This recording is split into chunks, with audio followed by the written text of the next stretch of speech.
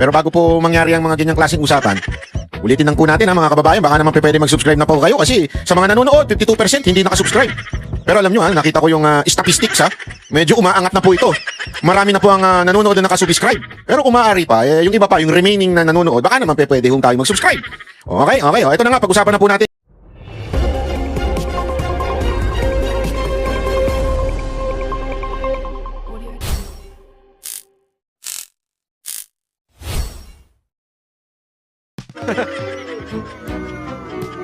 Anong ibig mo sabihin, Banat Bay? Paliwanag mo naman kagad dyan. Masyado ka naman eh. Sobra ka naman sa mga sinasabi mo. Hindi, alam mga kababayan. Yan po hindi mura. Baka sabihin ninyo mura po yan. Ibig sabihin ng kupal, yan po yung mas matindi pa sa pakapal ng mukha. Pagago ng pagago. Yun o yung sagad kupal. Yun po ibig sabihin nun mga kababayan. Bakit ko nasabing pakupal ng pakupal itong mga prosecution? Alam nyo kung bakit? Ganito kasi yan. I will justify what I just have said. Nadali, papaliwanag ko. Ha? Baka sabihin ninyo, fake news. Ganito lang naman po kasimple yan mga kababayan. This is not the first time na sinita ng presiding officer, judge na si Senator Chis Escudero ang pagiging unprofessional ng prosecution. Ilang beses na po, I think more than 4 times na ho ata, na kung ano-anong ginagamit na salita na hindi appropriate para sa isang trial o sa korte. Always remember, even if this is a impeachment court, o sinasabi nga nila, this is a unique court, in a way because ang usapan dito, it's not about being guilty yung tao o criminal yung tao, but on public trust. Yes, it is a different and very unique court, but it is still a court that follows decorum, follows ethics, and they have Senate rules, or impeachment rules pala, not Senate rules, impeachment rules. Therefore, it has to be organized and professional. Pero mga kababayan, itong prosecution, kung ano-anong ginagamit na salita na hindi naaayon sa isang formal na trial. Kaya ang sinabi kong salita ay pakupal ng pakupal. Yun po ang ibig sabihin po nun mga kababayan. So, ang akin lamang po, ladies and gentlemen, people in the house, yan po ay nangyayari at ipapaliwanag natin kung bakit ba pakupal ng pakupal at yung ugali nitong prosecution ay parang ugali ng mga komunistang terorista. Sa totoo lamang po, wala na ho ata silang pinagkaiba doon sa mga teroristang nasa kamara. Parang pareho na silang magsalita na supposedly hindi naman dapat. Supposedly ay hindi ho ganyan ang asal ng isang abogado. Remember, they are not a politician. They are officer of the court. Therefore, meron silang sinusunod na decorum, may sinusunod silang ethics na kailangan nilang sundan. Pero bakit tila yung mga pananalita nila ay parang mga komunista na? Parang mga terorista na? Kasi nga ho, ladies and gentlemen, people in the house, it's because ang kanila naman po is not to convict VP Sara Duterte. Ang kanila po ay masira si VP Sara Duterte yung perception sa publiko para ho sa 2028 election. Kahit po i-deny nila ng i-deny yan, pero yan po talaga ang motibo ng papa-impeach kay VP Sara Duterte. Remember, impeachment hindi naman po yan para sabihin na guilty ang tao o nagnakaw ang tao. Sa katunayan, wala ko silang pinuprove na nagnakaw si VP Sara Duterte. Wala ko silang pinuprove na nabulsa ni VP Sara Duterte yung pera. Wala ko silang pinuprove. Ang pinuprove lang ho nila ay saan napunta yung pera na yon at kung pinabayaan ba ni VP Sara Duterte. Which is, hindi naman po yun krimen, kung sakasakaling mapatunayan na gano'n, hindi po. Remember, wala hong naibulsa si VP Sara Duterte. Hindi po nila tinutukoy na yung pera ay ibinulsa ni VP Sara Duterte. Wala ho silang tinutukoy, wala ho silang pinipresentang ebidensya that would prove that point. Ano yung pinuprove po nila? Ang pinuprove nila ay para bagang pinabayaan ni VP Sara Duterte na hindi mapunta doon sa SDO, yun sa disbursement officer, at ito'y ibinigay sa isang kernel na in charge ng security ni VP Sara Duterte. Ibig pong sabihin ng mga kababayan, wala ko talaga silang pinapatunayan ng pagnanakaw. Ngunit kapabayaan, that would somehow mawala ang tiwala ng taong bayan, that would convict VP Sara, that would impeach VP Sara Duterte. O kung ganun pa man, ang kanilang motibo is to impeach VP Sara Duterte, pero wala ho silang mapatunayan, wala ho silang maipresentang bago, wala ho silang i-direct kay VP Sara Duterte. Anong ginagawa nila ngayon?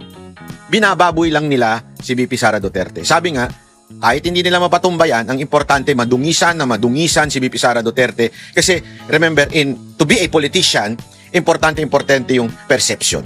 Perception is everything. Yan ang tatandaan natin sa politika. Perception is everything. Ibig sabihin po niyan, pag ikaw ay naparatangan na at paulit-ulit na pinagbibintangan ka ng kung ano-ano, ay maaaring maging totoo yan. Lalo na kung kakuntsaba ninyo ang mga bayarang maletang media. Ito, yung mga bayarang maletang media. Kita ninyo, pansinin ninyo. Para magkakuntsaba, para napapansin ko ho, ladies and gentlemen, yung prosecution, parang kakuntsaba ho nila yung media. Tila every time na gumagamit ng salita na barubal, bastos, kakupalan ang prosecution, matik yan. Headline yan ng media. Actually, feeling ko nga, meron nagtuturo sa kanilang PR. Para bagang merong, ramdam na ramdam ko halatang halata ko merong kumukumpas sa media. Meron bagang PR, ako yung PR. Ganito gagawin ninyo. Ito yung mga salitang palalabasin ninyo. At sabihin naman sa media, sasabihin nila ito i-ready nyo na kaagad, ilabas nyo yan sa media. Merong ganyan. Meron kasi, alam mo, sa totoo lang, baka akala ninyo hindi totoo yan Meron talagang PR firm na tinatawag. Yan yung mga binabayaran, it's either i-promote ang isang politiko or siraan ang isang politiko. Yan yung mga PR firm. At ngayon po, ako actually may mga kilala akong ganyan Na totoo lang. Maliit lang naman po industriya ng media, social media. Kaya yung kaplastikan ng mainstream, inis na inis ako yung sinasabing pasensya ka na, Lourdes Vera. Pagka nag-e-ending siya yung outro niya doon sa mga balita niya, mag-follow na kayo kasi ngayon naglipa na ang fake news. Number 1 kayong fake news News 5 ang isa sa mga number 1 fake news. Hindi sila gumagawa, nag-iimbento Pero pagkapapabor sa administrasyon, talagang sasalsalin nila ng sasalsalin. Pero pagka pumabor sa mga Duterte, kokontrahin nila yan. Or tahimik lang sila. Hindi sila magsasalita. Ganyan Ganyan ang style ng mga bayarang media. Sa totoo lang. Hindi ko sinasabi si Lourdes Vera bayaran I mean yung nainis lang ako dun sa outro niya na ang bagamat sila lang ang pinaka hindi fake news, the rest fake news. Hello, yung mga ini-invite yung mga quote-unquote analyst, mga propagandista Propagandista, sasabihin ninyo hindi kayo nag-aano ng fake news. Pansinin ninyo, sila ang madalas na mag-imbita ng mga propagandista ng kaliwa. Karamihan. Maraming nga sa kanila mga reporter, propagandista ng kaliwa pansinin niyo yan. I mean, again, I'm not saying not na invite nyo sila. Hindi, kahit pa paano, halimbawa, sabihin na natin yung bilyonaryo na news channel. Yan, nag-i-invite din yan ng mga kupal na mga Pero somehow, bumabalansi sila Meron din silang mga iniimbitahan sa kabilang panig. Di ba? Unlike itong News 5, talagang yung extremist lang ang extreme na nandun sa makakaliwa at mga papabor kay Marcos. Siguro takot yung kanilang amo. Kasi may-ari niyan, tandaan ninyo si MVP. Alam naman nating negosyante yan. Marami binabayaran niyang tax.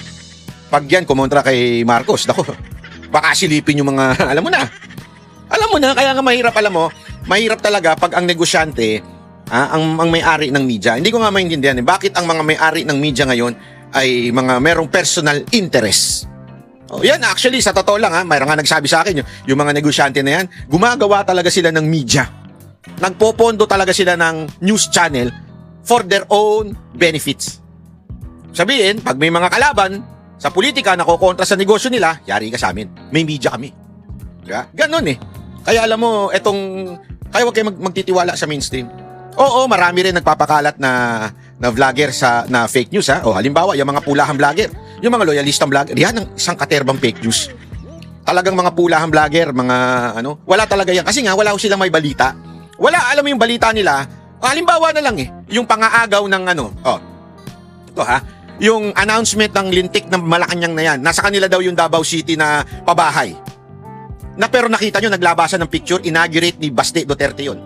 Napakaraming picture na nagsimula, panahon pa lang ni Pangulong Duterte. Meron ba kayong nakitang research team ng mainstream media na nagbalita niyan? Wala. Meron bang kumontra sa kanila at tinanong si Auntie Claire at sinabing, Ma'am, may mga picture po naglabasan, nagsimula pa ito nung panahon ni Pangulong Duterte. Meron ba? Wala. Sasabihin ng mga tanga kasi merong nag-i-interview. Etong yung pangit na nag-i-interview. Nakalimutan ko na anong pangalan. Huwag na natin banggitin pangalan ng loyalistang vlogger na yun. Na habang nag-i-interview siya ng mga tao, dinibate niya yung isang tumutol sa kanya. Tapos konti na lang, iiyak na. Sabi ko, tanginan to, gago rin I mean, pag nag-interview ka, kung professional ka hayaan mo yung ini-interview magsalita. Hayaan mo siya. Kung kumontra siya sa'yo, edi, go. Huwag mong babastusin. In-interview mo, kupal ka O, di, hayaan mo siya magsalita. Tapos, after nun, tsaka mo na lang magpresenta ka ng mga counter-argument mo. Di ba? Sabihin mo, ganito, yan, ganyan. Parang kami ho. Ilang beses na kami naka-interview ng hiwalay sa aming pananaw. Pinastos ba namin? Di ba? Ang saya nga eh. Ang saya pa rin namin sa interview. Mantakin mo, isang Dilawan, in-interview namin. Isang si Isko, in-interview namin. Isang si, pangalan nito, si Chanko, kamag-anak ni Marcos, in-interview namin. Halata naman na pinoprotektahan niya si Marcos. At ang binabanata lang niya, si Romualdez, in-interview namin. And alam namin ang stand nila. Pero nakita niyo ba namin na kinontra namin at binastos namin sa estasyon? Kaya na lang din, yung mga mainstream media may pambala na para bagang ang mga vlogger ay unprofessional kasi sa mga katulad nun. Yung vlogger ng mga pulahan na yan, kasi sa totoo lang, hindi naman sa pero ano lang yan, tambay lang sa kanto yan eh. Na binigyan mo ng mikropono, ng cellphone, ayun, nag-vlog na, tapos binayaran na. Diba? Kaya tuloy, nung kinokontra siya nung in-interview niya, simula pa yan nung panahon ni Pangulong Duterte, sino nagpatuloy? May tarantado ka pala, alam naman si Pangulong Duterte pa rin magpatuloy, nandun na sa tahig. Ang tanga-tanga no? Sabi ko, tangin ang argument itong bobo. Sino nagpatuloy ng project ni Duterte? Wala naman ako. Wala naman si VP Sara Duterte. Sino ba presidente ngayon? Ang bobo. Yung mga tanong niya pang grade 1 ka ba? Siguro yung mga elementary mas matalino pa kaysa sa'yo. Di ba saan mo nakakita ng ganong klaseng, sino nagpatuloy? Pikon na pikon eh. Bobo, hayo. Magtaka ka kung pinagpatuloy pa ni Pangulong Duterte yun. Hindi daw natapos. Talaga hindi matatapos. 6 na taon yun. Bigyan mo ng pagkakataon tapusin. Ang tanga talaga eh. Sabi ko, ano bang argument ito? Ang bobo.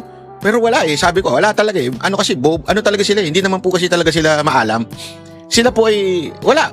Tambay lang. Binigyan ng cellphone. Ayan, mag-vlog ka. Pagtanggol mo kami, babayaran ka namin ng 20,000, 40,000. Kaya tinan mo itsura. Yan, halatang-halata. So bakit ko ba sinasabi ito? Hindi kasi alam mo, magkakakuntsaba kasi sila dyan. Kaya itong prosecution, parang gano'n na rin ang asal. Naghahanap sila ng soundbites. Soundbites lang ang kanila importante. Hindi importante sa kanila na mapatunayan na yung confidential funds nalustay at hindi nagamit ng tama. Hindi yun ang purpose nila. Ang purpose nila, soundbites na makakasira kay VP Sara Duterte. Pero nagkakamali kasi sila. Ang akala nila, nasisira si VP Sara Duterte sa katarantaduhan nila. Diba, halimbawa ko na lang yung mga katulad ni Tulfo, ni Raffy Tulfo, diba? Na gumamit ng stupido. Sa tingin nila, nakakapunto sila doon. Honestly, alam mo, lalabas at lalabas ang katotohanan. Lalabas at lalabas ang katotohanan na, sabi nga nung isang nakita ko ang tindi naman ito magsalita ng stupid, hindi nga siya nakapagtapos. Tapos, nakapagtapos yung parang kinakausap niya. Alam mo, si Ma'am Gina Acosta, tingnan nyo yung kanyang pattern Yes, may problema siya with language. Alam mo, eto honestly, nangyari na rin po sa akin yan. Meron na rin po akong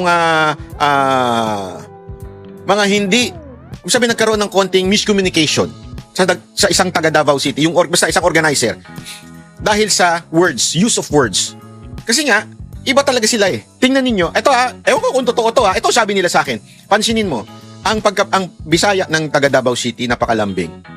Kaya yung konting pagtaas mo lang ng boses bilang Manileño, medyo, sabi nila, medyo malakas ang dating sa amin nun. Parang ang dating nagagalit ka. Parang, malakas pa naman ang boses ko. Minsan pa naman pag ako nagsalita, hindi to, walang biro ito Ano kasi, akala nila galit ako lagi, hindi po ako galit, bingi lang ako. Kasi dati po akong drummer, lakas kong pumalo. Kaya yung kaliwang tenga ko, bingin natin kasi nandiyan yung snare. Wasak yung... Kaya bingi po ako. Pag bingi ka kasi medyo malakas ka na magsalita. Minsan na may misunderstand nila Si Gina Acosta parang ganun din Pansinin ninyo, minsan hindi niya maintindihan. May mga tapos may tanong pa nga sa kanya doon na parang baloktot yung sagot niya. Pero ang sinasabi niya, doon sa sagot niya is, okay lang yung tamang karunungan. Sabi niya nga, okay lang yung marunong. Ang importante yung loyalty. Bakit? Kasi yung loyalty, ibig sabihin, tapat ka sa trabaho mo. Yung iba, mini-misinterpret yun. Loyal ka, stupid loyalty ang tawag dyan. Kay VP Sara Duterte, hindi yun ang ibig sabihin. Loyal siya dun sa trabaho niya. It's more than, yung mas matimbang yun, kumpara dun sa sobrang talino mo nga, hindi ka naman tapat sa trabaho mo. Kaya nga, it's a matter of, yung tamang paggamit ng salita. Kasi even sa English, kung isang tao halimbawa kanina, kagahapon, tumugo yung ilong ko. Oo, walang biro. Ito, hindi ako nagbibiro pumunta ako ng clinic. Pagpunta ko ng clinic, akala ko gagaling ako. Dumugo yung ilong ko. Kasi yung doktor, English speaking eh. Hayop yan. Nagpa-Cairo kasi ako. Yung ano ko, yung dito ko masakit-sakit dahil sa, alam mo na, katandaan. Yung nakukuba na ako, yung spinal cord ko. So, nagpatingin ako sa doktor para ano, sabi ng doktor, hubad! Ay, hindi. Lalaki doktor. Pinatanggal yung damit ko. Tapos, English yan. Sabi ko, hindi ko maintindihan. Paano ko kakausapin to? Oo, alam mo yun, iba yung lingwahe na doon pa lang may problema na eh, di ba? Kaya importante minsan yung be specific. Kaya ganun sila Ma'am Gina Acosta. Tapos may magagalit na bakit daw nagbibisaya, marunong naman magtagalog. Alam nyo, ganito kasi yan. Kahit marunong magtagalog ang isang taong isang Bisaya, they are more comfortable and they can use and they can communicate. Iba kasi ang speaking and communicating. Magkaiba yun. Alam nyo dapat yan? Kasi nasa media kayo eh. Pag ang tao nasa media, alam mo yan. Iba ang nagsasalita, iba ang nagko-communicate. Pwede kang magsalita nang walang nakakaintindi sa'yo. Ikaw lang. At hindi mo maipaliwanag. Iba yung cue mo, nagko-communicate ka. Ibig sabihin na itatawid mo yung mensaheng nais mong itawid. Naintindihan natin? Importante yun. Kaya nga, eto, ang ginagawa nila dito ngayon, they are not really proving VP Sara Duterte as ka-impeach. Pansinin ninyo. Ang sabi ko nga nung iniisip ko, grabe itong mga to. They are communicating to the people, not to the judges. Because the judges already have their own biases. Pag bali-balik